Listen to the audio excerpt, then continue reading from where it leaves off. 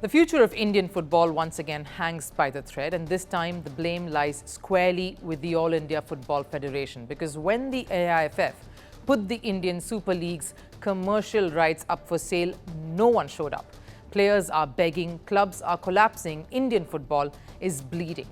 And now, in a desperate turn, calls are growing for the BCCI, the Indian Cricket Board, to step in and save the sport. But can cricket really rescue football? And more importantly, should it? Now, football in India may not be the most popular sport in the country, but what it does have is a lot of soul. A century-old history, clubs that were born way before an independent India, a fan base that paints entire cities in their colors, and players who've given their everything to make this country believe that India can one day stand tall in world football. But the real battle has never been on the pitch. It's in the boardrooms, against those who were supposed to protect the game. For months now, the ISL's fate has been in a state of limbo. First came a long courtroom war between the AIFF and their commercial partners. When the Supreme Court finally cleared the decks, it was supposed to be the launch of a new dawn. But instead, it's been another disaster. The AIFF put the ISL's commercial rights for the next 15 years up for grabs, and not a single bid came through. That's when panic set in. Mohun Bagan has suspended operations, Bengaluru FC, Chennai FC, uncertainty everywhere. And what's worse, now the top players who wore that shirt with pride are begging for a way out.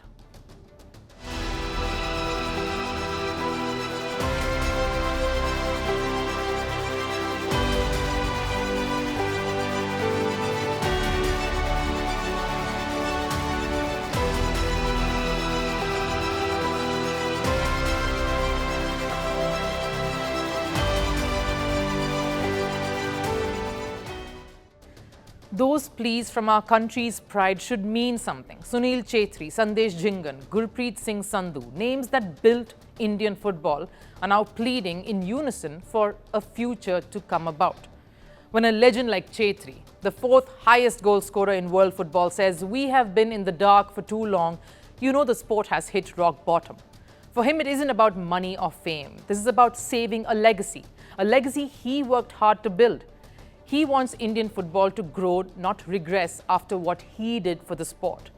The call for help has now reached the richest cricket board in the world, the BCCI. Now, yes, cricket's governing body in the country. My appeal is to the BCCI. If they can sponsor Indian football for even 4 or 5 years, it would make a massive difference. For them, rupees 100 to 150 crore is not a big sum. If they take responsibility, Indian football can move forward in a better way. Question is, will they and should they? Now, let's be honest, $17 million is pocket change for the BCCI, as the East Bengal executive himself says. But does that mean the AIFF uses BCI as an ATM? Now, they build empires. How? Through a mindset and members who work on the growth of the sport. So clearly, this can't be a one-way deal. And no, we aren't talking about revenue. We're talking about being invested all the way. And this is exactly what AIFF wouldn't want. Reportedly, 5 or 6 organizations were interested in bidding for the ISL, but they all backed out because AIFF wanted the money, not the accountability. Reports say the federation offered just 1 seat out of 6 on the ISL's governing council. That's like asking investors to fund your project, help build your ambitions, but never question how you ultimately run it.